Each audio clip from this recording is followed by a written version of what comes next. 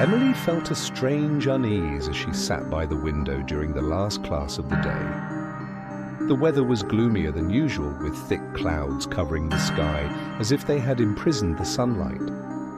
When the bell rang, her friends Jake and Sophie approached her. "Shall we go to the forest next to the school today?" Jake asked. Emily hesitated for a moment. She had always heard strange stories about that forest. People who entered at night were said to vanish. But her curiosity got the better of her, and she agreed. As they entered the forest, there was not even the sound of birds. The trees were enormous and cast heavy shadows. With every step, it felt as if something was shifting beneath the soil. As they walked further, they heard the sound of water. Sophie exclaimed excitedly, "There's a lake!" When they reached the lake, its surface was pitch black and completely still. But there was something odd about their reflections.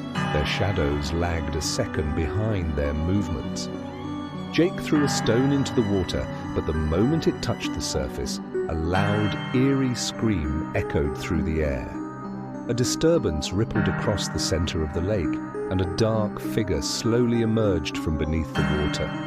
A terrifying creature with long, decayed hands locked eyes with Emily.